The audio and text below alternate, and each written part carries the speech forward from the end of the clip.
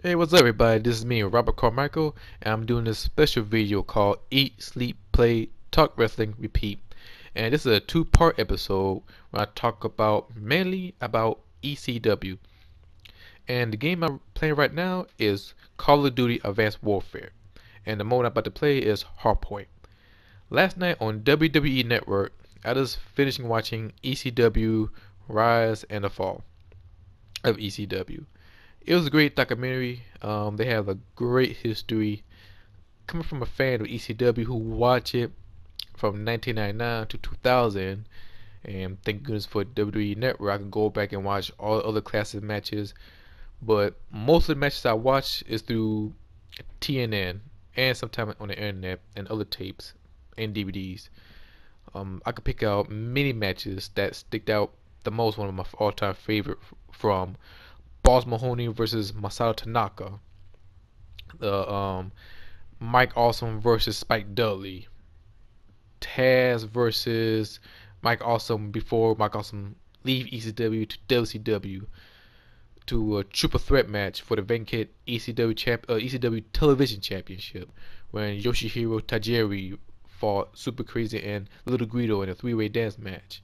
I mean, many matches I can think of off the top of my head. But in ECW Rise and Fall, it just brings back all the memories and seeing all the talent wrestlers and see all the storyline, during the 90s to 2000s, and it was amazing. And my thoughts about it is Paul Heyman, he's a genius. People may agree, people may disagree, but without Paul Heyman, there wouldn't be an Attitude Era. There wouldn't be a Lucha Libre. There wouldn't be um Rey Mysterio, Demon Malenko, Chris Benoit, tons of guys who came from ECW, and they won't be here without ECW. So we gotta give big props to ECW as a whole. And what I do like about ECW is the fans, hardcore fans who speak their minds out. If you slip up, they will let you know. They will give you that chant, the "you fucked up" chant. And to this day, we may see that. We won't see it in WWE, but we may see it in Ring of Honor or any other promotion out there. And the storyline is like grounded storyline. There was no big gimmicks. It wasn't something goofy or stupid. It's mostly reality. When they talk about Raven and Sandman, when they had their son involved of it, it was groundbreaking storyline. And you look at ECW, they didn't have that much, they didn't have that $1 million production. They have great presentation. They got great wrestlers, they got great match, and that's what they can show for is great presentation. They have a $1 million production like WCW or WWE. And that's what we're seeing, today with TNA and Ring of Honor. They didn't have the WWE money, but they do have great presentation and great wrestling show. Just like relate to ECW. And when we look at wrestlers, many great talented guys was came from ECW.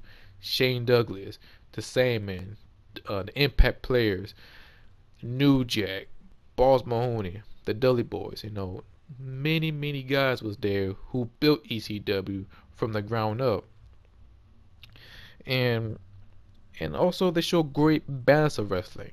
And that's why I like it the most from ECW is when you mention ECW, the first thought is hardcore matches, barbed wire, the top eight death match, scalper match, flaming table match, all kind of match.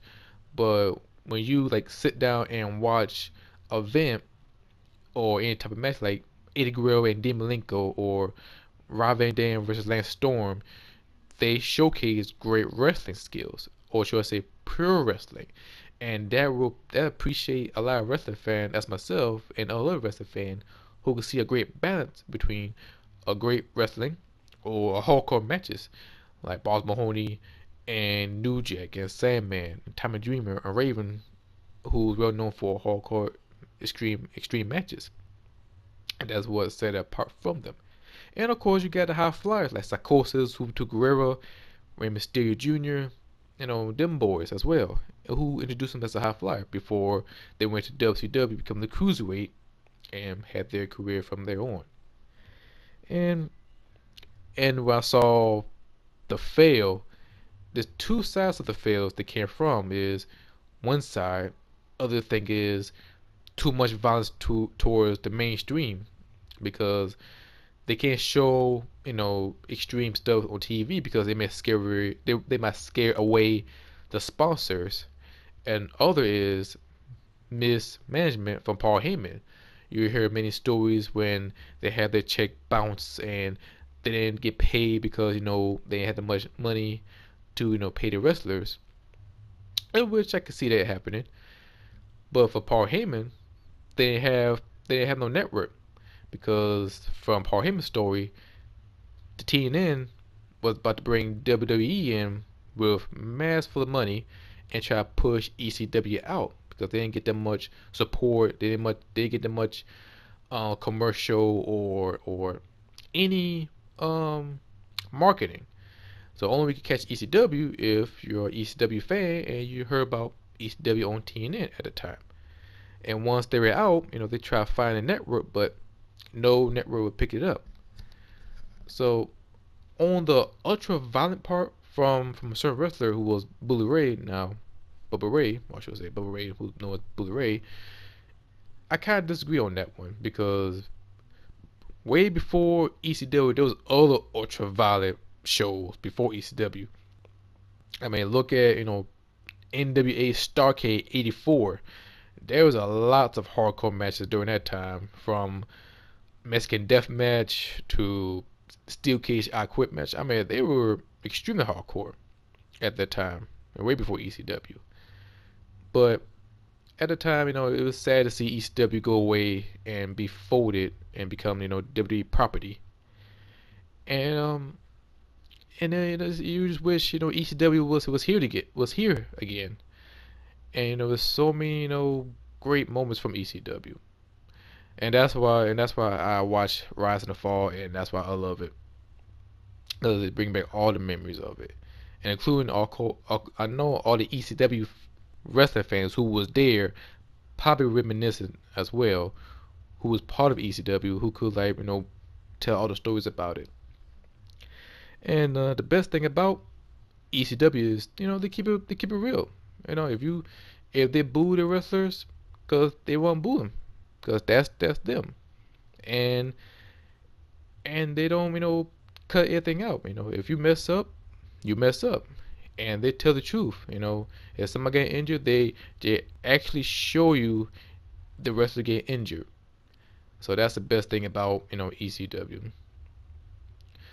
Well, like my video is about to be ending, but I will be back on this part 2.